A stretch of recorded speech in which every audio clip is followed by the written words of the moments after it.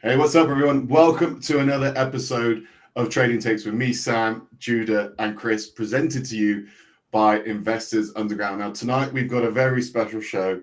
It might be absolute carnage, but I'm 100% here for it. We have not one, not two, but three seven-figure traders, all of who come with a clover leaf. It is, of course, Dom, Kyle, and Huddie. Guys, how you doing? Great. Good. Thanks for having us on. I didn't think about this, but I was like, yeah, 6 people. This is fun. This reminds us of our wine Wednesdays. We've had maybe 5 or 6 before. So yeah, we're just all sober, just at the moment anyway. Maybe we'll bring it in later. And just in case, like obviously, I think a lot of people know you, but just in case they don't, perhaps just an elevator pitch, 30 seconds, a minute, just on each of you. Who are you? Want to get started, Huddie? Yeah, so my name is Mike Huddie. I've been trading small cap stocks, penny stocks for about 8 years. Got started in the Tim Sykes regime, learning specifically from Sykes and Grittani. Throughout the first 3 years of me trading, I predominantly became a short seller. That's where I found consistency. That's where I found that I had wins and not losses. So stayed there and did pretty well short selling in between 2017 to 2020. Pandemic market came around, started to go long with the pandemic and made some good money in between 2020 and 2021, 2022. And then ever since have been kind of redefining myself, patterns, they come and they go. So 2023, 2022 was a redefining moment, and 2024 is where we are currently.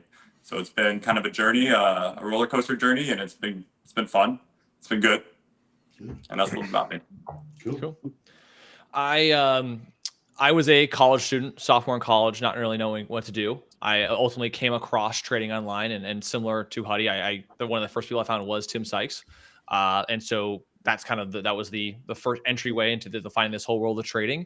And like everyone else, the learning curve hit me pretty early on, very early on, losing most of my first account. It wasn't until 10 to 12 months in where I really started to find a footing of things, and by year 3 or 4 in is when I started trading full time. And now we're coming up on, by the end of mid this year, we'll be 8 years in. And so we've been full time since 2019. So we'll be coming up on, 4 or 5 years full time trading. So that's my story. Cool. My name's Dom Mastromatteo. I've been trading since 2016. Started out the same way as them. I was kind of finishing up school at college and realized I didn't know what I was going to do with my life. Always thought I'd be an entrepreneur, but never really put any effort into that. And kind of came across penny stocks as a last ditch effort to try to figure something out before I had to get a regular job. Lived at home, put 15 to 17 hours a day into trading to try to figure it out. Got profitable in 10 months, primarily longing OTCs.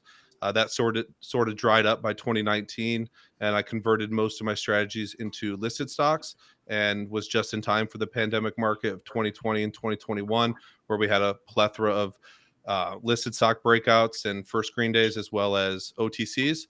And that's kind of when most of us went parabolic on the P&L curves, and then had a nice year 2022, shifting things up as well, kind of shorting Chinese pumps. And then I actually struggled quite a bit last year, kind of transitioning again, but have been getting on the right track towards the end of last year into this year as well. No, thank you. I'm getting a real theme of adjustment here. And also, it doesn't sound like any of you have had a quote unquote real job, which I absolutely love as well. But let's get stuck into today's show. Just to remind everyone, we're always running a contest. Share your aha moment. So like, subscribe, share your aha moment to win a free month of IU. Let's get started with the opening topic. It's really rare to get so many successful people in the same room, especially 3 7-figure traders. And I don't want to make success sound simple. I know it's really complex. But if there was sort of one attribute that you guys could, attribute to your success, what would it be? I don't know who wants to go first, but why don't you take it away? I'll just kind of take it off here. Just did like an Instagram story about this the other day. I think the one commonality, not just in myself, but I truly believe this, but I see it in my peers as well, is self-belief, confidence that you can do it, that you are enough, that you do have the skills, and not creating these limiting beliefs for yourself that someone else has an advantage over you. So just like absolute confidence in yourself, I think, is mandatory no matter what your endeavor is. Like, you need self-belief. So that's a good attribute to have. Yeah, no, absolutely. Yeah, I would say consistency across all the 7+ figure traders I've ever come across. They know what they're good at and they stick to it, and they're super consistent in their approach when it comes to their habits and risk management and the way they size and the patterns that they trade. There's a, like Huddie said, a conviction in what they're doing, and it's just consistent. They know exactly what they're trying to do, and they do it time in and time out, and they don't really deviate from that.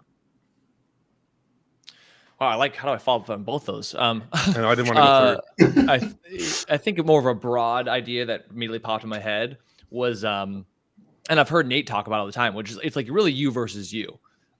Anyone can, for the most part, learn what a breakout looks like, or know what the bid is, or the ask is, or level 2, or parabolics. Everyone, it's all the basic beginner stuff that's pretty straightforward early on. It's then the trade planning, the trade managing, the emotional management, like all these things that where you may have a characteristical trait about yourself that isn't a big deal in real life, but then all of a sudden it gets triggered very easily in the marketplace, and it just people start, if you don't conquer that, most people will never get past their own personal enemies themselves, right? So I think conquering oneself is a huge aspect to it, for sure. Yeah, they're all great answers, and they're all almost like they don't require talent though, in a way. But there's obviously something talented about the three of you.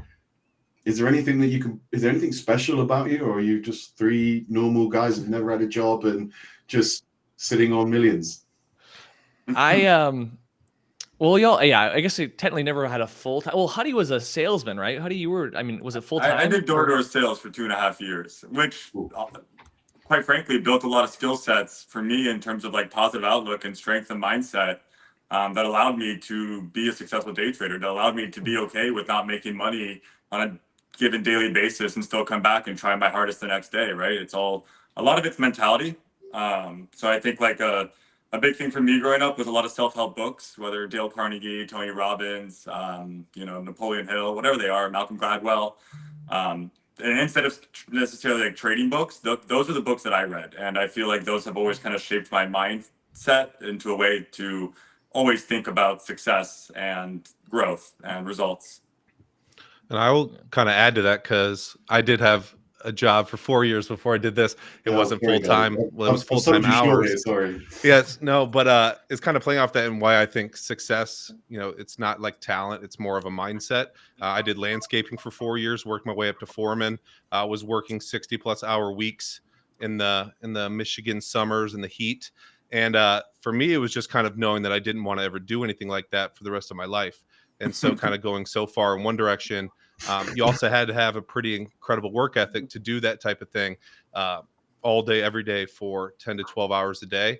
And so once I got into trading, I kind of had the motivation to not want to have to go back and do a job like that. But also, not to steal your thunder, your flame, but I was doing door-to-door sales in -40°F weather in Alberta and had the exact same thought. Like, I don't ever want to be doing this again. This sucks. It was a good wake-up call. And then if you just kind of take all of that and you put it into something, instead of doing 10 to 12 hours a day of something you don't want to be doing, you put 10 to 12 hours a day into something you're passionate about. It really is like a 10,000 hour type of thing, where it'd be hard for you not to find some sort of footing and find some traction to get yourself profitable or find some success. Mm-hmm. Yeah, not to steal your thunders or anything like that, but as a kid, I worked in a chocolate factory and literally just laid out plastic molds for 8 hours. That was literally it. Literally, I used to try and had to fight for sleep. I worked in a cereal factory. I was a scaffolder I did scaffolding for 2 weeks, and it was the hardest thing I've ever done. I thought, I'm going to work hard. I don't know what I'm going to do, but I'm going to find something, because credit to any scaffolders and guys who work in any chocolate factory or cereal factory watching. They are absolutely incredible jobs. I'm interested now. Judah, Chris, have either of you done any jobs that absolutely suck? I mean, they sucked, but it was nothing like that. They were simple, like it was one was real estate. I was in an office and then canvassing and just doing typical real estate stuff. And then programming, which was also behind the desk and computer. But Nothing like that. Nothing in 40-degree weather or, no, nothing like that. Yeah, I had a couple, but I started working really young. There was a farm at the end of like my neighborhood when I grew up. So when I was 13, I went over there and I asked the guy for a job, and I ended up working there for years. But it's a similar situation where it's like, blue collar work, manual labor, taking care of livestock and things like that. But I enjoyed it. I think it's good to just have like a reference of other things to do and know that, no matter what you kind of pick, it's all going to be like hard work, and you just learn a lot along the way. And like Hoodie was saying, I mean, if you're going door to door, sales or something like that. I mean, it's great for interpersonal skills. It's great for handling rejection, for being persistent. I mean, I feel like almost any job that you do is going to teach you a lot of great things. But something I want to add is, like, I feel like traders, especially successful ones, they have an odd personality mix because it requires people who can be very patient, people who can be very aggressive sometimes, competitive, but also like self-reflective. It's an odd combination. So you guys are not only just great traders, but you're also friends, and you've been friends for a long time. So how did you guys meet, and did you click on like a personality level, or was it more like a common interest in trading? That's a good question. Me and Dom, I always tell this story. Me and Dom started communicating online through Jack Kellogg. And I remember my first few interactions chatting with Dom was like, wow, this guy's really quiet. Like, he doesn't say much, like we just didn't really connect online. But then we went to our first conference together, and we like stayed in an Airbnb, and I thought he was the funniest guy alive after in person. So that's how me and Dom met. And then was it that same conference we met Huddie, Dom? I think it was. Yeah, I think in person. He wasn't with. I think it was me, you, Jack, maybe Bryce and Matt, but we didn't know Huddie yet, and he was just there kind of by himself, I think. Right. Well, it's like we knew of Huddie being someone who had found Huddie was the success, first one to kind of figure it out. Yeah, be up or what it was. Huddie, $250,000 at that point. You had kind of, we knew of you because you had already reached some level of early success. I think this was the year that we were all speakers for Sykes conference, right? Yeah, that was the conference. Yeah. So I was over there hanging out with Roland on the side, and then we all just kind of bumped into each other one day, and we're all kind of the same age group. We were all vaguely trading the same things. Definitely personalities meshed right off the bat. I mean, 2 words out of Dom's mouth, and I agreed. He was a hilarious human being. And we all kind of grew up together, right? Like, since we all traded each other, since we all traded similar things, we became trading accountability buddies to each other, as people call it these days, and we're able to bounce ideas off of each other and check our own theses and grow, and really got competitive with each other during the pandemic markets, right? Like, when pretty much everyone you're talking to passed. I was the first 100K student, and then all these guys passed me, and it became, for me, like friendly competition to always look up to them and see what they were doing right and what I was doing wrong and be able to compare. So that's what really strengthened our friendship and kept us. I mean, it's been like 5-6 years since I've known these guys. Right. Yeah, so that's like a question I have. Okay, go ahead. Like, between you guys trading, like when you first started out trading versus now, like how you guys changed and transitioned from your beginning trading days before you guys knew each other versus today, like where you guys probably all had different but similar strategies. Yeah, I always meshed with Huddie even before I met him because, well, it's funny. In the previous conference, the previous year, so this was 2019, in the 2018 conference that we both went to, I had talked to Huddie for the first time, now that I remember it, but like I hadn't found it as much success. So like there was never a remembrance of interaction, so to speak. But I don't remember exactly what we were talking about, but I know we were talking about short selling because that's kind of where I ended up finding my stride, which is when I started taking short selling as like the predominant bias that I had. And so I always vibed in that sense that we were always, very interested in shorting some of the biggest runners and when they had their first kind of backside move or red day kind of idea. And that, and I say that because for me, that's still to this day, the biggest, needle mover in my accounts. Like SMCI in February, like that was my biggest play of the month kind of thing. So those plays are still, my bread and butter to this day. Yeah, I think it's, adding networks to your Rolodex, or, these are all friends that I want to have for the rest of my life. Like we hang out on the side, we do Clover stuff. And when we do meetups, like it's like 50% work and 50% just having a good time with your friends. And that's awesome.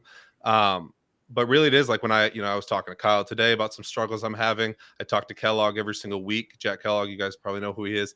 From for help and advice and a little bit of mentorship. Me and Huddie, we're kind of like the friends that are on the same level. You know, people say have someone smarter than you, someone below you, and we talk constantly about strategies, about back testing.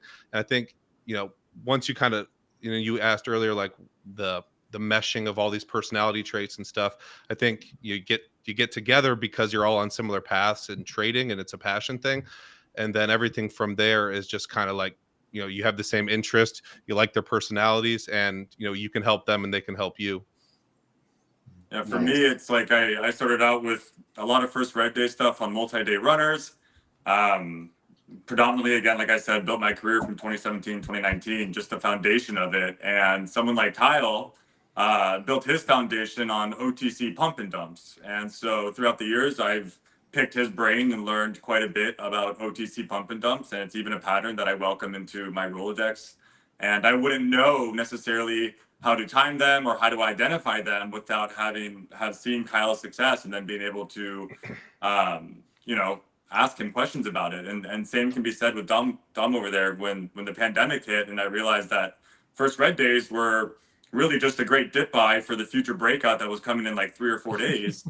I completely flipped the script, and I, you know, called up Dom, who I knew had always had some kind of grip on the OTC market and multi-day breakouts, or any kind of breakouts really in the OTC market for screen days and such. And so when first red days weren't giving me the range that I was used to, he was the first person I called up. Very similar to Kyle with the pumps, it was Dom with the OTC breakouts. And you know, that was a huge chunk of my 2020 and 2021. So it's not only having these friends, but also knowing their strengths and their weaknesses and being able to adapt to certain markets and knowing what's working because you have these connections. Yeah, it's such a great story.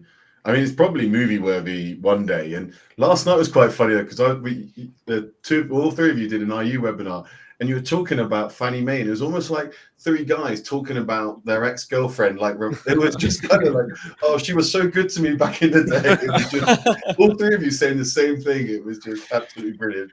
Look, I'm like, I'm traded in 2018. He's like, I traded in 2019. Like, wait, what? I knew it first.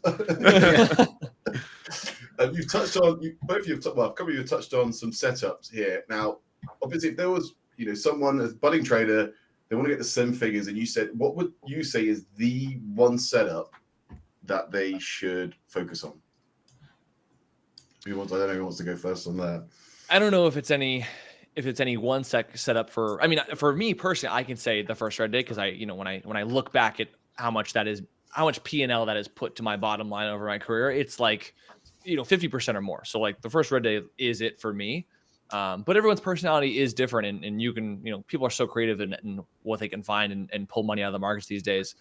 I would say, to add on top of that, it's not necessarily any one setup, but that it is one setup, right? Like don't fall into the trap of feeling like you have to trade 15 different things to find profitability. Like, yeah, 5, 6, 7, 8 years in, you can expand totally. Like we're talking about this Rolodex here, like nothing wrong with expanding. I can't help but I've always seen a pattern, not only myself, but other traders, that they found a footing on one thing first, got that like process down, and then they were able to use the same process for the next setup. And then the Rolodex was added. Then it was added again. It wasn't like 5 at once. It was 1, and then it became 5 slowly, kind of thing. So. Yeah, great point. Yeah, I think that's the right answer. What works for me doesn't necessarily have to work for you.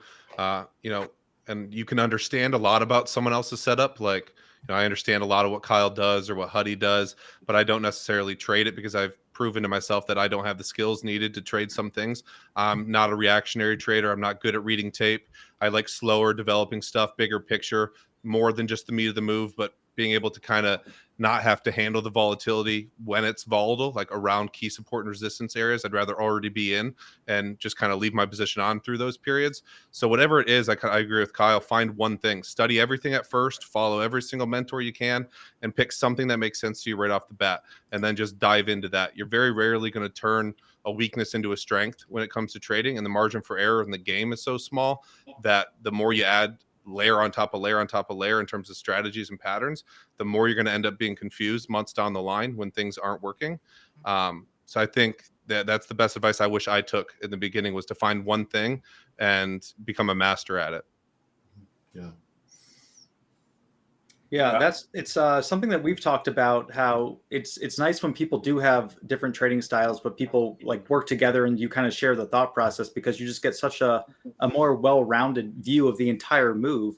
And so like Judah and Nate talk about that all the time, where Judah's more of a long bias like swing trader, and so he'll be like in something that's going really well, and Nate's like, I'm getting ready to like short this pig, and it's just like a funny dynamic. But he catches it's good moves, that. And everyone has different time frames and different strategies, but I think that that's one of the big benefits of trading with other people in general, is that you get to look at the same thing, but 3, 4, 5 different ways. And I think that as long as everyone is just kind of like picking up on the tips and tricks from other people who are doing it well, I mean, it's gonna add to yourself as a trader. Yeah, I think like within the same 2 days on the same name, you could have 4 different traders being successful on that, whether it's scalping, short, long, swing, options. Like there's plenty of ways to trade one ticker over a few days. Just depends on what kind of trader you are.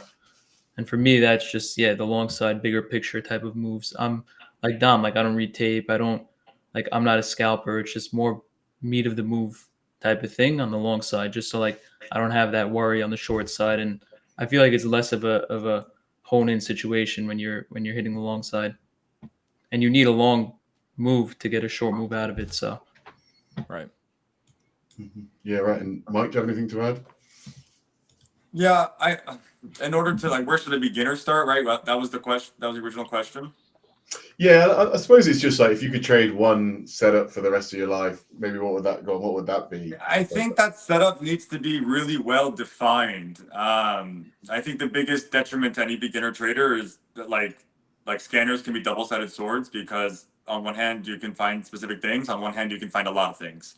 And I think you need to make sure that your scope of vision is tunnel vision, so that it's not like, oh, I'm supposed to be trading this one setup, and then all of a sudden like 5 things flash on a scanner and I'm trading 5 different other things, getting distracted, experiencing mixed results, and at the end of the day, like not learning what I'm supposed to be doing. So just having a focused approach with tunnel vision, I think, is really important. And I think one of the reasons like that I was able to do so well with first red days is because I made it so that I had very specific if-then statements in order to get into stock. Like, if stock did X, Y, and Z, then I can approach it for an entry. And it was very hard for those if-then statements to be completed every single day. I didn't have a trade every single day. I might have had like 2 or 3 a week if I was lucky. And I think that really helped me. Like, I think over trading is probably going to be the number one, source of blood in a trader's pathway to consistency and profitability. So how do you limit over trading? And I think it really comes down to limiting your scope of vision. Yeah, I limit social media. I think that's probably, I mean, that's the contest, I think, in the early days, is when you see everyone trading, because you can go on Twitter or whatever, you can see 10 different names, 10 different styles, and you're like, I want a piece of all of them. And I mean, it didn't work for me, at least, until I cut all that crap out. So obviously we're having 2024 has been, I mean, it's been a lot of fun so far. What's working at the moment for you guys? My when I look at my trades, my year is, I mean, this is typically how it goes. Like 2023, I think like half my year was my top like 5 trades kind of thing, and that's kind of how I've slowly evolved, if there's any way I have evolved, where it's gone from, I'm not necessarily taking less trades, but it's the 5 to 10 A+ setups a year that I identify, and I hit it harder, and it ends up being half my year or more. And so for me, when I look at what's working, I mean, SMCI last month was huge, as I mentioned, just because it was probably once a year kind of red day, given the how large of a cap it was and the range it gave. That was pretty big, and in terms of a move it just had on the upside and downside. The only other really big winner for me was which isn't even a setup, unfortunately, it's kind of a nuance, which was the Bitcoin ETF kind of play. And that's just because, I mean, no surprise. I've been watching crypto for a while. So like the ETF thing was something I had anticipated for really years. So when it came around, I was fully prepared, and I kind of, I didn't even, it's funny, as a short sale, I didn't even short it for the sell the news event. I was already long from well lower, and then just sold it into the into the kind of ETF releasement. Now, of course, in hindsight, I wish I kept onto that. It's up another 100% from there. But yeah, that was kind of those two trades. One in January, one in February have been half my year to start the year. So the trend's staying intact so far. For me, it's been I've seen a lot more first green days. For me, I think some people call them reversals, just kind of these stocks in small cap land that are either day one gappers or big runners that, something like Holo, something like OCEA, these things recently, they just go on multi 100% moves or more. And then backside begins, and you either get a day or 2 or 3 days of fade, and people start to forget about them. Shorts are kind of holding comfortable. And, I'm looking for that first 30 minutes or hour on the day that I think it started to bottom out. And we get these really nice, 20 to 50% moves in the first 30 minutes or hour of the day. I've seen, because of the amount of runners we've had and so many gappers over the past couple months, from 2022 and 2023, I feel like we saw a lot less of these first green days, these reversals.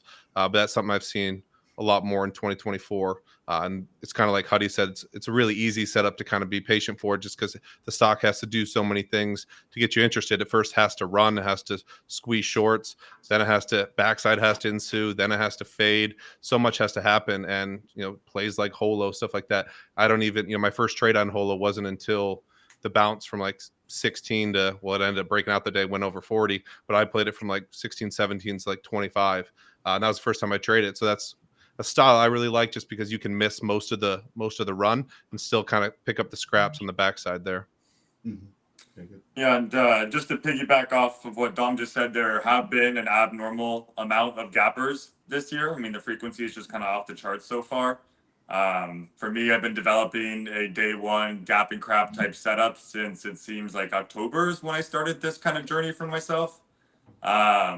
And just tinkering with different risks, tinkering with different entries, using a lot of spike eat, and I found quite a bit of success because, I have quite a big sample size and been hitting them pretty much every day, grinding it out, and have been doing quite well, just shorting, the stocks that are just like the biggest percent gainers on the day come market open.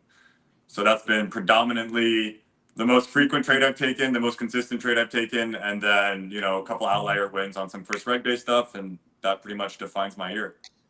It's nice to see you guys talk about, adjusting and adapting, because I feel like a lot of new traders, when they think about kind of like their trading like journey and everything like that, they feel like they have to adapt and learn so much at first, and then you're kind of good to go.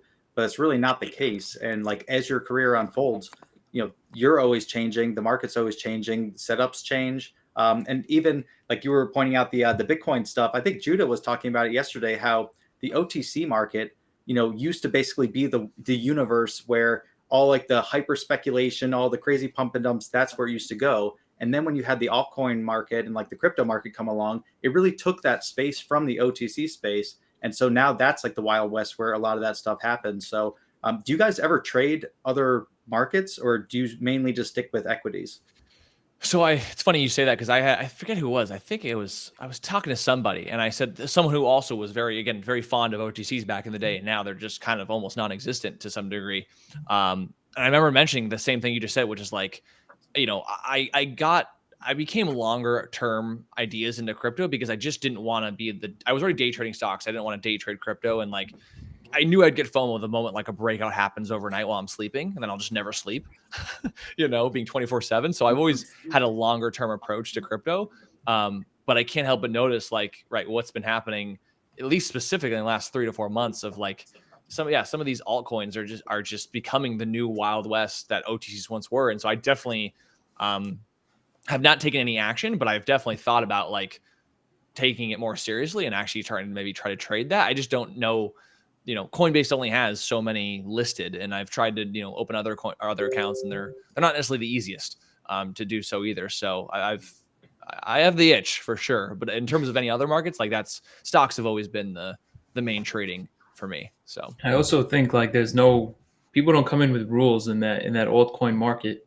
Like everyone that I know or everyone that I've spoken to, they just buy and hold for it's like an options trade. It's like they're either sitting in there for 1,000x or zero. And there's also no regulations there.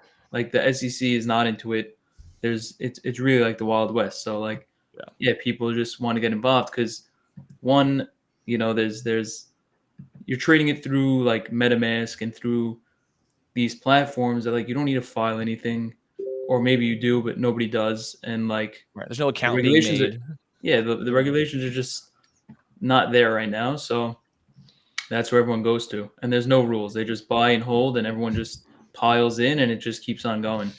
And like, yeah, it's either 0 or 1,000. It's up to you what you want to sell. It's like random kind of. And you probably have an edge because you could read the charts and everything, which most people can't do in that field right now, I believe.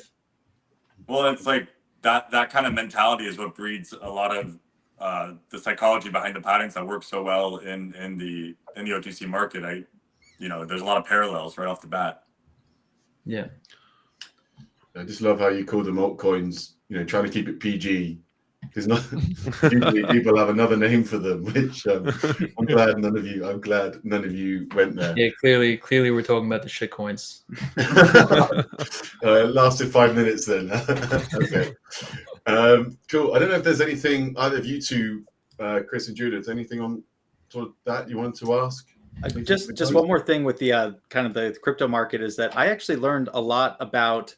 I just got a much better like feel for certain patterns and stocks when I looked at even things like the NFT market and things like that, where it's the same exact structure for a lot of things, but you get to see it happening in a different way, and so you're like, oh, I recognize this, but now it's from like I can see the bid and the ask on these these 10 images, and I can see someone an underlying bidder, and I can see when they pull it, and like it was just very interesting getting into some of those other markets several years ago. It really helped my own understanding of trading. And then Judah, you seem to know a fair amount about the shitcoins, but have you actually ever traded them? Or here and there, but not anymore, even though I should be doing it more now. I know that the market's going to be here forever, so I'd rather just really get ahead of the market before I get ahead of this field that may get me somewhere today but nowhere in a year from now. So I mean, I'd rather just study and focus on the actual stock market, which has been here for 100+ years. Yeah. And then I had one more thing for Dom. So like Huddie and like you guys were talking about like looking for the first red day, and Dom's looking for the first green day, kind of like the opposite end of that same play. So could all three of you guys just walk through like what is the process of like that first red day, first green day, the momentum shift? Like what are you looking for, and like why does that trade work consistently in many different types of markets? You want to start with the first red day, one of you two, because that happens first? Yeah. Go ahead, Eddie. From my point of view, it's like a culmination of a lot of psychology that's being baked into a chart. So we're basically taking advantage of the emotion of greed. When you have a chart that's on a run and people are chasing the stock up at all kinds of prices because maybe there's a lot of hype built around the stock, and we're no longer trading based off of fundamentals, we're trading off of perceived hype. That's where market caps can get a little wild. Volume in at all the wrong prices with all the wrong expectations creates a situation where you have a lot of supply and very little demand at one point. And because of that, and people are being greedy with their situations and their entries and their targets, when the music does stop and the trend does break, if it's truly like an overcrowded stock, like gravity can take a really strong effect, especially in the short run, before it really just starts consolidating and finding that neutral price. So that's why I think first rate days will always work, because I think it really takes advantage of the emotion of greed, and I don't think that humans are capable of not being greedy in those types of situations. So that's just the foundation of it, and that's why I think it exists. Yeah. And Kyle, what do you think? Yeah, I was going to add on to more what are you saying, and almost to your point as well about the NFTs, where it's like in any market, it's as long as it's not algos, and even maybe some case if it's algos, like it's either a human trading or a human who built something that's trading. So there can be I know it's very technical, but the longer you look at it, for me, I start to see emotions. I don't necessarily see price action to some degree. Like I look for a first red day when I just see, right, in Honey's case, greed or fear. If you're shorting, like if someone's getting, I love to short the short squeeze, like where people are getting squeezed out of their minds and everyone's like kind of throwing in the towel. Like that's when the momentum to the upside usually will end. And I want to be there to kind of clean up the the pieces that they couldn't hang around for, mentally or emotionally, so to speak. And so it's kind of like, I don't want to say mean reversion, but just like emotional reversion back to some kind of norm. And then at some point, I never try to swing them long term to like get out on the kind of Green Day idea that Dom will then catch on. I'm usually the first 2 to 3 hours of the morning, and that's it for me. So. But yeah, in my first year or two of trading, I wasn't always as long biased as I am now. It was more just due to the fact that I couldn't make as much money shorting as I could longing. And the first red day makes a ton of sense to me, and I see it. But I'm a big risk reward guy, and I'm the type of guy who'd rather kind of be in with less conviction, but closer to a risk level than I would have more conviction, but have wide risk. And on first red days, it always seemed like I struggled to make a lot of money, even if I was winning at a good clip, because the risk reward was always poor. I was always shorting when it was down 5 or 10% when I finally had conviction, or shorting on the red move, but high days 10 or 15% away. And so it just never really fit my style in that sense, where I'd be right and I'd make money, but it was never like 2, 3, 4 to 1 like I can on my longs. And so what I started realizing was, once these, I was kind of what Huddie talked about with the scanner problem. Like, once these big runners would go and the first red day would come and I wouldn't participate in it, I'd forget about the stock. And then I'd see it pop up on a scanner 2 or 3 days later and be like, oh, this one's back in play, but it's already up 15 or 20%. So I started to just re-engineered what all those stocks looked like before they started to spike that one morning. And they all have very similar looks, where once the shorts have been squeezed, once everyone's kind of done chasing them up, and it's very clear that it's fading now, that most of them make some very clear bottoming action, whereas the top being set on the first red day is usually into the most volatile action, right? It's the high day squeeze out, clear out. It goes red for the first time and it's super far away from high day. Whereas when it reverses off the lows, it's usually reversing off sideways price action, which means I have a clear risk level. As long as I'm there and one of the first few paying attention to the stock before it starts to hit scanners, even if I chase a little bit, I'm still because these stocks have so much range. Maybe they're, in like Holo's case was like 50, 60, 70% off the highs. There's so much range to the upside that chasing that 50 cents makes a lot more sense to me than chasing 50 cents lower on the first red day. So for me, it's kind of the same pattern in reverse. You just kind of get too overextended to one side, and I'm looking for, a reversion to the mean, or just a reversal where it's kind of too overvalued and now it's too devalued for the scope of the pattern, and just looking to be there early. Whereas on the first red day, being too early and trying to kind of get a good price can mean that you can get squeezed out hundreds of percents, where if I'm wrong on the first green day, I just lose 1R, and I don't want to overhold that because the stock is overvalued.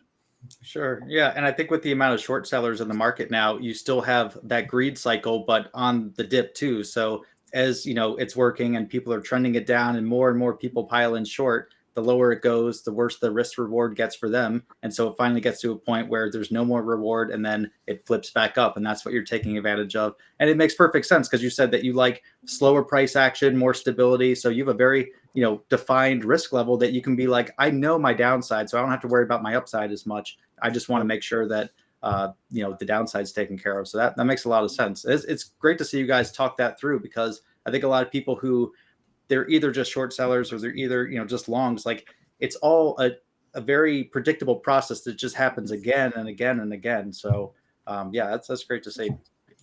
Yeah, great answers. And to be fair, like, first red day was one of the first sort of patterns that really resonated with me. I actually learned from Huddie, and I remember it being like, back in the day, like, I was trading more OTCs then.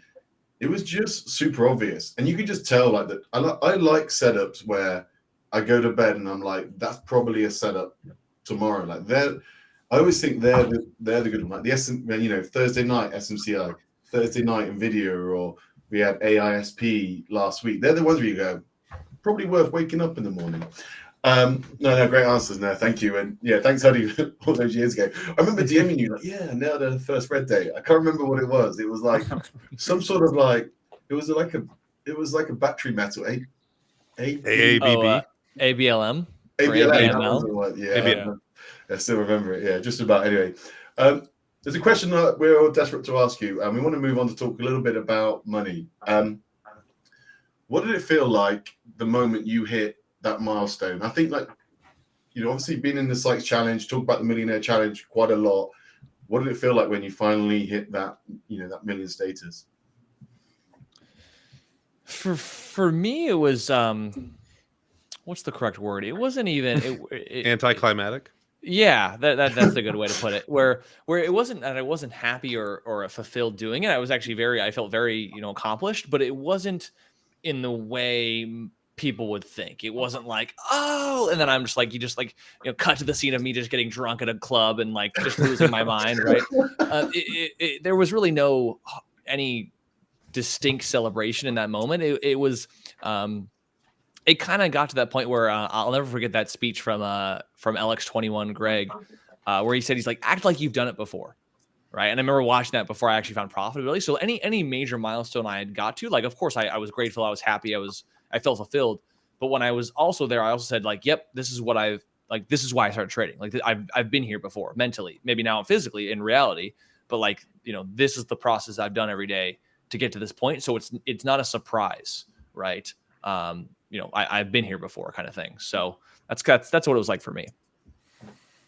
Yeah, I feel pretty similar. It's kind of funny. This is the notebook that's on my desk. It says the first million is the hardest, but that's what my wife got me on the day that I passed it. And I kind of passed it in an unorthodox way where it was like my first 6-figure day. So I wasn't like flirting with crossing it any day. And then all of a sudden it just was there. So I didn't really have time to prepare for it. But yeah, that's why I think it's usually bad for people to have too much success too fast when it comes to the market. Like if they start with like a 50K account and start making 20K trades or something, like that usually scares me, because you have to get used to the process. For us, it took years. You have to get used to making 100K. You got to get used to taking your first big loss. And the smaller the scale that is, usually the less damaging the disasters are. But for me, yeah, it was pretty similar to Kyle. It was just like there was a moment where I was just like really proud of myself, of just like I remembered moments of like when I didn't know I was going to succeed or if I'd ever really be able to do it, and to kind of point to your first big milestone, because at that point you've already passed 6 figures, you've passed $500,000, you started to sniff it, you start to anticipate that it's coming. So it's not really that much of a surprise, but it is that one moment where you're like, some people won't ever make this, like, well, I guess they probably will, working on each other their whole lifetime, but in a short period of time. Yeah, I just remember feeling really proud, but then it was just like right back to work. Like, and that's why I kind of think there hasn't really been a big milestone since. And I talked about this in my bootcamp presentation of like, I've kind of restarted over in the past few months of like sizing down. Like I had a lot of bad habits from 2023, and kind of re-hitting a lot of those milestones again is encouraging to me. So I kind of feel like it was a negative for me just to kind of every couple 100K past that was just didn't mean anything. So I think that first million, it means so much, but maybe we shouldn't focus on losing that and maybe continue to try to hit new milestones, because I definitely didn't do that. But it was a sense of pride and of just like hard work, for the first time ever that hard work really paid off over a long period of time, like sticking to something for longer than just a couple weeks or a couple months. No, I love that. It always reminds me of the first time Elon Musk became the world's richest man. I think he just tweeted something like, "Great, now back to work." That was it. That was literally all he tweeted. I think it's just brilliant. And Tom, you just touched on then big losses. What does the evening of a big loss? What does that look like for you then? Ooh, depends on the size of it. The manner it happened usually, I think, affects me more than the overall number. Because the way it started happening at the end of 2022 into 2023 was usually because of like 45 different rules being broken one day. And that's kind of why I've had to kind of reinvent myself again over the last year, just because I was like lost in how I got to where I was in terms of risk management, in terms of oversizing, over trading, fighting stocks. I think it's case by case, like in terms of how long it takes you to get over it. I know like Kyle is really fast on being unemotional, and he's ready. When we all took a freaking horrible loss on TOP last year, he 2 days later was shorting the first red day like nothing happened. And I had to blacklist it for myself because I couldn't allow myself to get more emotional and like turn it into an even worse situation. Usually it's a lot of it's a lot of like being honest with myself, sitting down, writing in a journal or typing out something like a diary of just like everything that went wrong, everything that preceded it. How did we get to this place? What was the mindset going into the day? What was going on in my personal life? Did something else affect my mindset? Did I not get sleep? What are all the causes for it? Because at that point, I can't get the money back. Like it's 5 o'clock at night or whatever it is. Like we have to deal with what happened. And you know, if I want to be doing this for another 5, 10, 20 years, like we need to solve the root cause of that issue, not worry about the money lost, but worry about what it's going to mean in the future so that we don't compound this into a really bad situation. So for me, yeah, and usually about, if it happens on like a Friday, I'm usually good by Monday, a day or two, and I've usually gotten through it. But I think most people try to hide from their mistakes with trading, and they like fudge their stats and their numbers to make it look better. It's like people with golf handicaps, but it does nothing for you because you're not learning from it, and it's not helping you in the future. But you know, like Judah said, like the market's going to be open for a long time, and if I want to be participating in it, I have to learn these lessons, or else one day this situation can get really out of hand.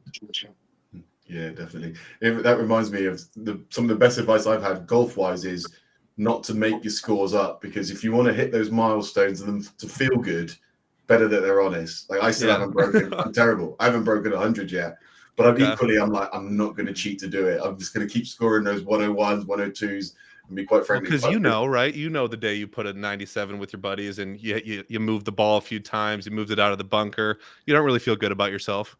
No, I do know that the day I do break it, I'm going to be a lot happier than you guys when you made $1 million. I'll be champagne and there'll be parties going off for sure. And can I take a whack at that? Yeah, go on. No, we moved on. So for me in making the $1 million, I think as people, you need to have a good why behind the things that you do. And I think part of the reason that I wanted to make the kind of money that day trading can make someone is because there are all these things that I wanted to do that I just never had the money to do. I wanted to create businesses. I wanted to buy real estate. I wanted to invest. I wanted to have a portfolio, right? But I didn't have the money to do it. And I saw day trading as a way to accumulate a lot of money really fast. And kind of like these days, the day that I crossed $1 million, it was kind of anticlimactic, but I kind of looked in the mirror and said, holy crap, like I can afford a lot of the things that I've always wanted to afford. And this was smack dab, 2021 February. So the first thing I did is I called up 5 realtors that day, and I said, can you show me some houses? And not 2 months later did I buy a house, and got a really good interest rate and all that good stuff. And I think that was the day that I was a little bit more excited than the day I actually crossed $1 million. Was the day that I got the keys in my hand and I said, oh, damn, I'm a homeowner. I have $1 million home. That would felt a little bit more real than the trading screen that told me I had $1 million in profits. That's a great story. And then the follow-up question was, how do you handle a big loss? So if you want to take a crack at that one as well, how does it feel like that evening? To handle a big loss, it's not great. I definitely just want to leave the computers. I want to leave the screens. I want to go to the gym. I want to take my mind somewhere where I can. I don't want to bury myself in the loss, right? Like there is time to review, there is times to learn from it, but to stare at the computer right after you take the loss and to start thinking about how to make it back or what you could have done better, I think is kind of let the emotions kind of brush over, and then come back and look at it from a much more logical standpoint. Maybe on the weekend is the time to really do review, but I think right after, depends on the nature of the loss, but if it's just a loss that really got out of control, then I want to get away from the computers. That's my first step. How has your tradings changed as you made more money? Like we spoke about your lives and how those changed, but trading itself, size wise or mindset wise, trading, how did that change at all, or did you guys just same risk? And mine was definitely market dependent. I sized down, right? I could not keep up the size that I had in 2020 and 2021, those risk levels into 2022 and 2023 markets. So whereas I feel like Jack and Kyle, they kind of sustained the risk levels that they were using during the pandemics. I definitely cut mine down just because, I just wasn't as good discretionarily as they were in terms of picking my spots to really have size and not have size. So I've been more in the case of have money to lose and want to protect the capital, but still be here every day to use capital when it's necessary, so to speak. So still grinding, but not necessarily trying to make $1 million in a year every year. Sure. And we had Jack Kellogg was on here a couple of weeks ago, and he was a great guest, and we talked to him for a while, and he announced his semi-retirement. Do you guys feel like you're a couple of years away from that, or is do you just want to be trading your whole life, or how do you go about that process of once you accomplish everything you've ever wanted to accomplish, is trading a means to an end to do something else, or do you just really enjoy doing it? For me, it's I really enjoying it, and that was a drive for me that got me to get through the learning curve or those tough periods of losing most of my first account, where I thought if I lose all this whole account, like will I continue? Because I then thought like, okay, well if I stop trading and then I continue college and try to pursue a career with the degree I'm getting, like what does that look like for me? And I just hated the idea of that.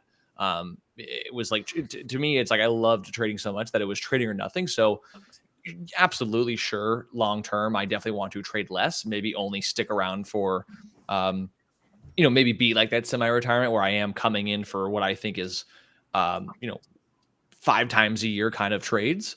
But I at least who knows, I could have a family, things could change in 10 years, but as of this stands right now, like I definitely want to be a participant in the markets for as long as I enjoy it. And I have not stopped enjoying it since the day I found and discovered trading. So, we're keeping it rolling.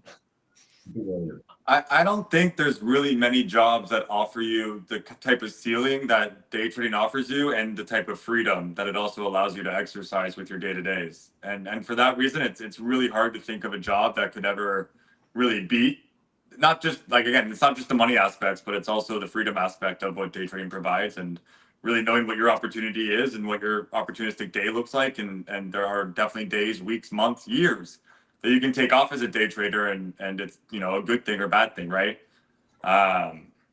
So I for that reason, I just can't really at this point in my life foresee that I want to all of a sudden take on some kind of job that's going to take 12 hours of my day every day, and I have to be convicted to that for like 3, 4, 5 years. That sounds like huge commitment relative to day trading. There's no going back to those door-to-door sales in the heat rat. Yeah, I don't think there's anything. I don't know if I could stop. I'm a full-blown addict. Like I'm so passionate about it. Just thinking about like the fact that like I traded for a full year last year without making $1 and how much time and effort I put into it. But the fact that I show up every day and want to get better, like I don't know if there's anything that could challenge me that much. I think that's a characteristic of most traders that figure it out, or is that they like to be challenged. They like to be pushed to the wit's end and have to figure it out, back against the wall. Yeah, I'll be here as long as they'll have me. I don't know if I could do it. I don't know if I could go like 6 months without looking at the market. Like that sounds insane. Like, so until that stops, I can't imagine being as passionate about anything else. Yeah, I don't want to speak badly about Jack in his semi-retirement, but literally we did that interview, and then like the week later he came into IU and just started like absolutely blasting off, saying, He's "Yeah, got I'm you short full. this, I'm short this, I'm long this," and we're like, "Whoa, semi-retirement, eh?" Almost like literally the week after. He's an addict too. Yeah, as much as he wants to be retired, I don't think there's a part of him that I can't. We just had a boot camp in New York, and we got to see Jack, and I said, "Jack, how's retirement?" He goes, "Great. I've been trading every single day." I mean, it was February. Like it was I think that's also his intention, right? Like is to trade it. I know January, February is usually a Jack month for Kyle and Jack, so it is the right month to not be retired. It's just a weird, sticky, like word, retired. Yeah, and I mean, like particularly like the size that you guys are trading, the opportunities, like you're kind of like, say there's an SMCI coming up tomorrow. It's kind of stupid not to take that opportunity, because where else are you going to make, I don't know, potentially 5, 6 figures or whatever, right, in such a short space of time? You're just almost leaving like free money on the table, right? Yeah, yes and no. And it takes a while to get there. Like if it wasn't until maybe 3 to 4 years in where I really start to construct the idea of like what is a plus for me, to where it's like, okay, this opportunity, like you said, clearly like it's not free money, but it's like if there's any higher odds money to come into my pocket, like it's right here. And so we're sizing up or putting more risk on the table is almost like a pull. Like I feel like I'm compelled to do it versus forcing myself to do it. And that's definitely where like I think the most retired I'd ever be, where it's like I said, like there's I don't trade at all, but let's say that hypothetically, I think actually Gertani does this. I know he briefly mentioned it when when we saw him in Maine back in August, where he might not trade for 2 weeks, but all the risk he would have taken for those 2 weeks, and then he gets a really good play, he might just put all that risk he would have taken on the ideal play, and maybe it bites him in the butt because it ends up being a loser every now and then. Not every A+ trade works necessarily. It's just more likely to work, but that's kind of where I would envision that, where put the risk on where it's really most worth it, and the lower odds idea is that they really waste your energy more time than not. Just pass on them. So. Yeah, absolutely. And yeah, you're right. There's no such thing as free money. And it's interesting the conversations that we're having there, because we had the same with, I wasn't there, but Chris, you had similar with Phil Godecker a couple of weeks ago. And he said, like, I'm kind of taking it easy. Then the next thing he does is he tweets that he made $1 million on SMCI. And we're like, oh, that's taking it easy. Taking it easy, right? Taking it easy. Cool. And I just want to move on to find out a little bit more outside of trading. And what non-trading activities do you guys think help with your trading? I mean, gym's like the obvious one, but it could be anything. Yeah, I was going to say gym, but not necessarily gym, but a specific activity in the gym. Like for me, like I hate running, but I have found a level of drive in running itself. So I've done like 2 half marathons in the last. I've done like one a year. So I'm not like an addict or an advocate, sort of say, but I'm training for another one in May, and it's like I hate doing it so much, but I've committed to doing the half marathon. So like when it's time to run in that time of the week, or like I'm following some kind of program to make sure I'm getting in shape, it's just forcing myself to do something that I might not want to do, because the reward at the end of it all is what it's about. And I think it's very similar in trading. So that's always been something I oddly don't look forward to, but then do look forward to, if that makes sense. No, they're the good things to do. So there is actually science behind that, doing things that you don't want to do, and it can potentially help discipline and things like that. Sorry, Tom, over to you. Yeah, I mean, there's the easy answers like that: gym, meditation, anything that keeps you level-headed. For me, my activities, trading has kind of made life kind of hard in terms of, I now realize how much time and effort needs to go into something before you can be good at it. I'm a fisherman, I'm a hunter, I'm a golfer. When it comes to hunting, like I thought you could just get into it and you just kill a few deer every year. But after like 4 years of not killing anything, I realized there's a lot I'm not doing right. And you kind of have to take the same approach to trading. Like trading is a metaphor for life. And, when it comes to golf, I think I'm a pretty big golfer. In the summer, if I'm not trading, I'm immediately going to the golf course. Doing that act like really trains my mind, because it's one of those sports where I'll never be perfect. I'm not going to be on the tour. Like even if I do shoot an 85 or a personal best or whatever it is, like, it could be gone by tomorrow if I'm not consistent with it. If I'm not consistent in my mindset, having to deal with tough stretches, drawdowns, if you will. I like to do anything that challenges myself to get better. And especially in things where, in trading, there's a Kyle out there, there's a Kellogg, like there's a Nate, like I'll never be the best, most likely. And I'm okay with that, but it doesn't mean I can't continue to push myself to the best of what I'm capable of. So doing activities like that test me on a day-to-day basis, where the stakes aren't quite as high, but where I can still give it my best effort. I enjoy doing those things. I mean, 85 is not bad. I'd take that. I'd take that right now. And what about you? But there's always a guy in your group who's breaking 80 consistently, right? And yeah, exactly. That's very true. I've never quite broken the 100 mark Let's myself. not talk about golf. We can play together then. That's cool. Me and Sam can be on a team one day, a scramble. That'd be good. I'm the traveler of the group. I like to travel. I think that, I think it all started back in like my 3rd or 4th year, that I realized every single August in my first 4 years was red. And I realized like I'd rather be traveling for the whole month of August and spend the money that I lose grinding every day in the markets and just in Europe and just have a good time. And then that just kind of became the person I am today. Like I'm nomadic. The house that I did buy that once upon a time, that story we told, is now a rental. So I don't really even own a home. Technically, I just kind of go from friends' houses or my girlfriend's house, or I'm traveling for a month and a half at a time. and it's become who I am. And I think it allows me to not only take breaks, like if you are just, going for a really hard, like 3 or 4 or 5 months straight where every day is trades, every weekend is charts. It's good to take breaks, and these vacations, they kind of force me into more of a vacation mindset where I don't necessarily mind missing plays, but I can still check on my phone, see what's active, see if we get something special. And it also helps me identify, times of days I should be trading, times of days I shouldn't be trading, patterns I should be trading, patterns I don't really care for. So all that kind of mental work happens while I'm traveling, and I think it serves its purpose, and it's like a fun way to live life. So that's what I It do. sounds good. It sounds a lot better than trying to break 100. Honestly, that's just sometimes just add to my stress. Judah, Chris, anything on that? Anything you want to ask?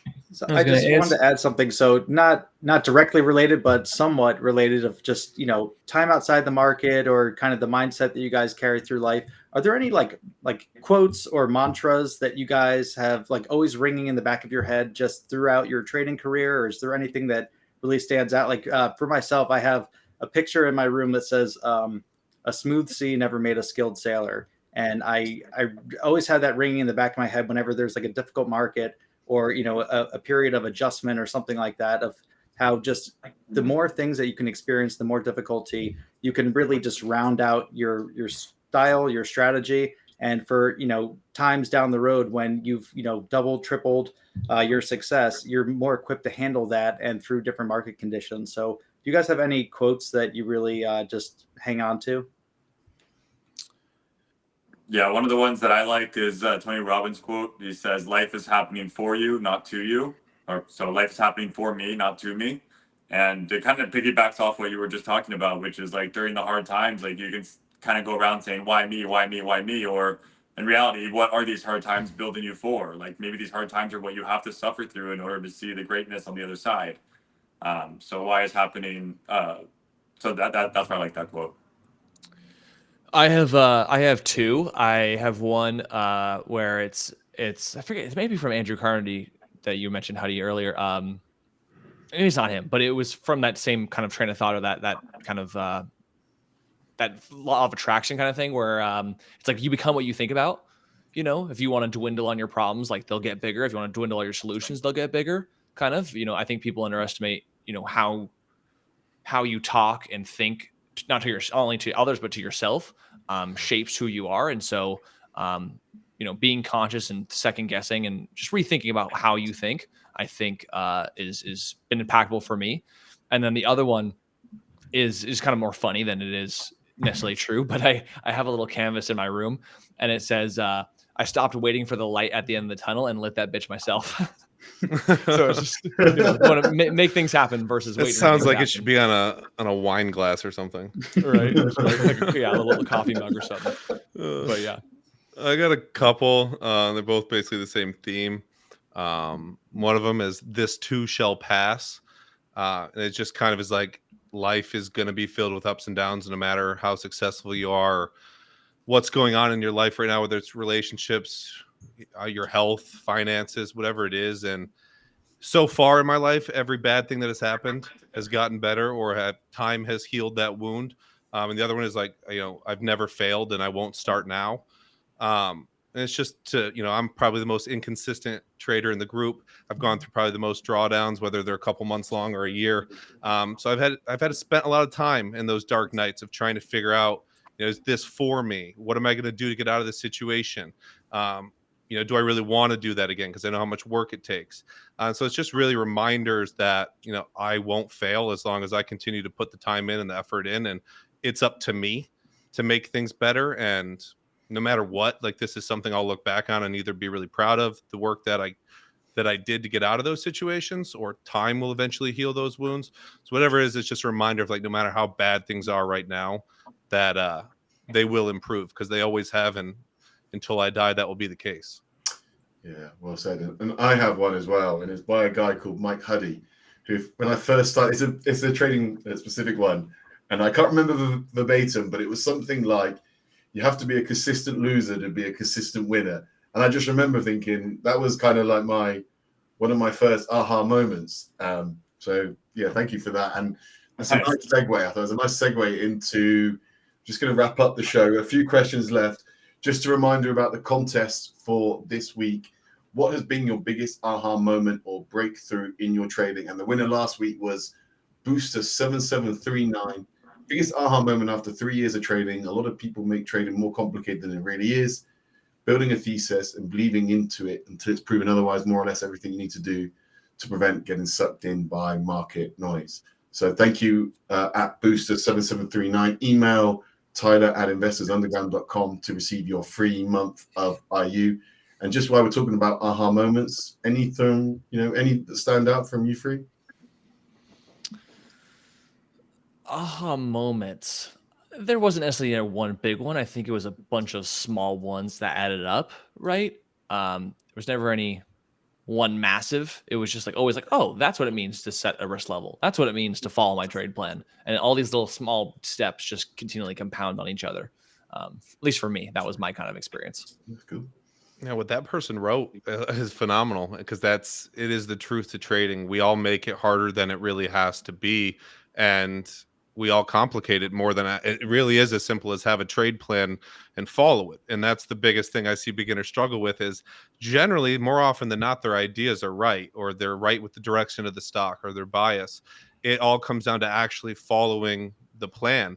And for me, again, there was an exact moment like Kyle said back in the day, but I remember being my aha moment was once I followed, had a system that made sense in terms of my stats say I shouldn't be shorting and I shouldn't be trading listed stocks right now. So I'm only going to buy breakouts on OTC stocks.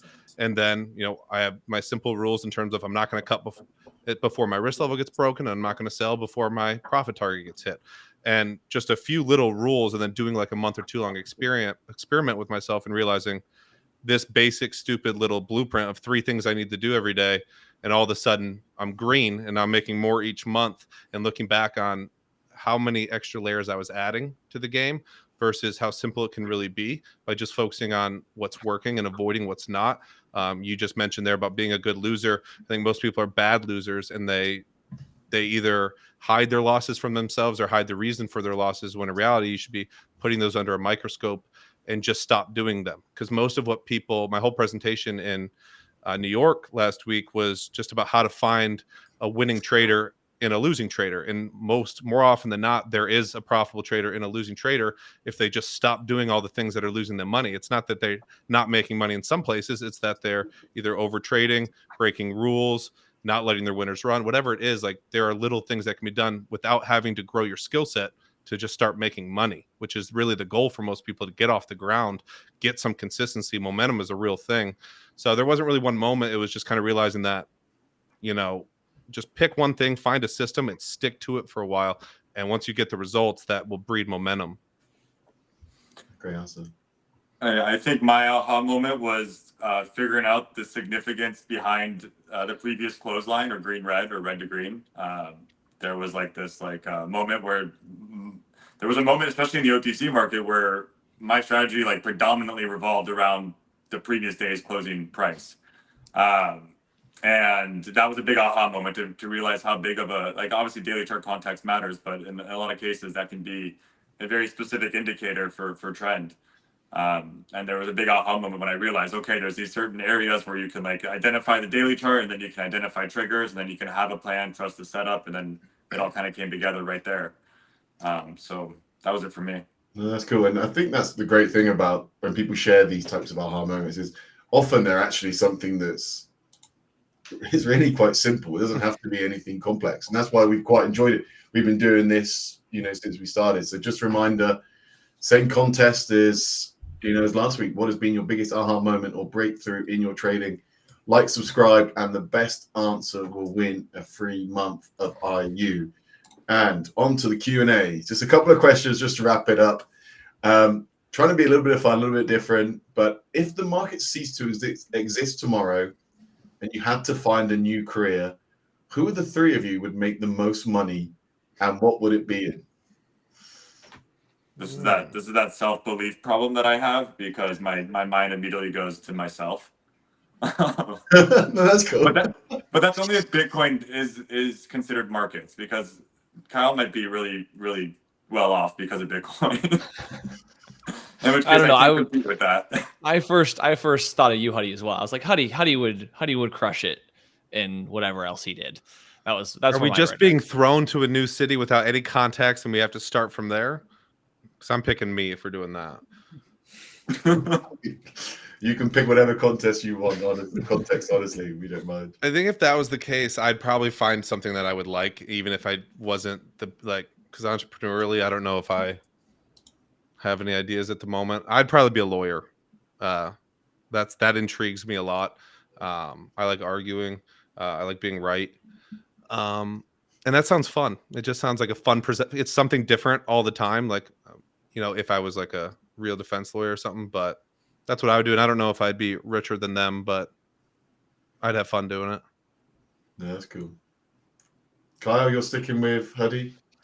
I think I would still do well for myself in whatever I chose, but I don't think there's nothing that maybe this is back to what I said before about trading. Like, there's nothing that would drive me as much to want to maybe acquire immense wealth per se. Like, money's great and success is great, but I think I'm the kind of person, like, if I don't love or enjoy what I'm doing per se, there's not going to be that endurance or that perseverance when things get hard, because anything worth doing will come across to that. So I think, I would do fine for myself. I wouldn't become homeless or something ridiculous. But yeah, no, I'll give the crown to Huddy. I think Huddy would crush it. I just don't believe that. Yeah. Nice work, Huddy. I think mine would be, I'd be a golf influencer and hopefully make a lot of money. I could do something on YouTube. I could do something like that. That's what I was thinking. I always think that when you see those tweets about like, what is your dream job, or do you do your dream job? And like, I used to be like 100%, I'm doing my dream job. I don't want to do anything else. Then I'm sorry to go on about golf. I started playing golf and I thought, actually, maybe golf influence might not be a bad job. That sounds phenomenal. Yeah. It does. So I've spoken about golf far too much. You can tell I'm too obsessed with it at the moment. What do you think is different for new traders starting today versus several years ago? First thing that comes to my mind is, and we've already talked about it here today, is Easy the lack answer. of OTCs. I used to say, like, we had that question earlier. My answer to the question that we talked about earlier kind of changes. But like, what if you had asked me in 2017, 2018, what's the first thing a trader should learn? I would say go learn OTCs. They move slower. The level 2 is more digestible, and you can really like understand what we're here doing and what we really mean by supply and demand. If you go focus on OTCs, use them as training wheels. You don't have the OTCs anymore to learn off of. So I think that's one big difference. But on the other hand, you have, great brokerages, great locates, great ways to use websites like SpikeEat to, extrapolate data from the markets. Like, those things didn't exist back then either. You had to be kind of really smart with coding in order to really enter that field, or really diligent with Excel. So, in some cases there's advantages, and in some cases there's disadvantages. Yeah, I would say access to information. I remember back in the day having to watch like Michael Good's How to Read SEC Filings DVD for like 16 hours to figure out how to find dilution or figure out whether the actual outstanding share count is or something going through SEC filings. Now all you have to do is pay like $100 or have Centerpoint to get dilution tracker, and you just pop it up and it tells you everything that they have in terms of dilution and what it could potentially do to the stock price. There's other different scanners and stuff that are more updated now with AI and stuff. You can find it, like what Huddy said with SpikeEats, like find strategies with that. So I'd say that's a big difference as well, just ease of and everyone has the information now. Whereas back in the day, it was like an edge to know if they had warrants at a certain level. Now it's just like common knowledge that this level should be heavy, and we'll see how also, it reacts. like, the onslaught of all the different people that have found success in small cap. Like, I remember when I first started, there were no Jack Kellogg, Stephen Duxes, there was a Tim Grittani, there was no Roland Wolf, I didn't hear about Nate back then, so it was just harder back. Not harder, but there was just less people. There's no Lucases. These guys were still like becoming what they became. So that was different too. Less of the wheel already being invented for you. Yeah, I don't know if I have much to add. I think, the OTCs is a good point. Information's a good point. I think short selling in general is much more. It's part of that information where it's much more well known. It's much more frequent and common versus even 5 years ago. It was not as the You whole were hated GME on for AMC, being a short seller. right? Dude, With the whole and GME 5 AMC years squeeze, ago, just Yeah, I think there's much more content these days, like between videos and even like dilution tracker and like easier ways for people to find this information. Because like a lot of people don't want to put in the work, so like now it's so much easier to find these things with less work. And then for the people that do want to put in the work, they have somebody to follow through YouTube or all these chats that people are now creating. So I think it has to do more about like time and advancement in tech. agreed, totally. Yeah, great point. Honey, you just need to go the other way. And then we'll get, okay, cool. We'll move on to the last question. And this could be absolutely anything. What has been your best purchase over the past year? I know my answer because I'm going to use it tonight when I have to fly. TSA pre-check. Gosh, saves me so much time at the airport. It's the best thing ever. What? And I'm English. What's TSA pre-check? Is it like a speedy boarding type thing? Yeah, you just get Yeah, it's like what is it called? What, global entry? Is that There's where if you global start entry, flying? there's clear, TSA Yeah, pre-check. instead of going to the regular line that everyone sits in, if you get like a background check before you go on, you don't have to take your shoes off when you go through like not the metal detector, but like the kind of X-ray or the machine. I travel with my laptop, so I don't have to take my 2 laptops out of my bag when it goes through the scanner. It's I don't know, when you're in a rush to the airport, or even want to be on time, it takes a 45-minute endeavor down to 10 minutes. It's really convenient. That sounds good. And where are you going? I will be going to St. Thomas, Bahamas. Oh, cool. Yeah, Nice. or US Virgin Islands. So it'll be fun. Nice. I don't have an answer. I can't think of anything that's been good. Could be a stock. Stock. What did I buy in 2023? What? I don't even know. A new hunting outfit. Yeah, that's the only thing my brain can go. Like, you brought out something simple like that, so I'm trying to think of. All my big purchases happened in 21 and 2. No new golf clubs then? Nothing like that? No, those I got fitted for those in 2022. I don't know. Maybe the best gift was just being more frugal. Yeah, no, that sounds good. Yeah, I can't really think of anything. The best purchase. Huddy, Kyle, have I said anything to you in the last year? Me? Yeah, have you got a best purchase over the past year? We'll see. I bought a new Rolex. I bought a Day-Date. Cool. So far, loving it, and hopefully it turns out to be a great purchase. So far, loving it. Does that determine whether it goes up in value or not? So far, loving it. I think I'm going to keep it. Well, yeah. I mean, it's kind of like it's a pricey thing. So it's like, on one hand, like, do I wear it? On one hand, do I keep it in a box and sell it as an investment one day? But that is the biggest purchase I've made in quite some time, besides my travel affairs. I mean, it could be something really small as well. Like, it can be absolutely anything. But no, I mean, yeah, Rolex would probably win if I bought one in the past year as well. Unfortunately, I haven't. I mean, I bought a house, so I bought my second house, so that's quite cool. And Judah, Chris, anything that springs to your mind quickly? Judah around. I don't know, maybe some books. TV in the background. I buy things as they go, but like, nothing huge, nothing specific. Mine was last year. I bought a ticket to the Chicago Traders for a Cause event, and that's where I met Nate in person, and it basically kicked off everything that I do with IU now. So that was a fantastic purchase. I mean, that's pretty good. I think that's probably a great way to wrap up today. Thank you all for your time. Just before we go, where can everyone find you? We're all over the place, but we're all under Clover Trading. So go to this Clover Trading on Instagram, Clover Trading on Twitter, Clover Trading on YouTube. Dom and Huddie host a lot of Good Morning NASDAQ live streams every day or every weekday of the week, and yeah, that's where you can find us. Cool. Thank you so much. And just a reminder, guys, like and subscribe if you enjoyed tonight's conversation. Just remember the contest, aha moment to win a month of IU. And yeah, thank you. Thank you all. Thank you guys. Thanks for Thank having you, us. guys. It was great having you A lot on. of fun.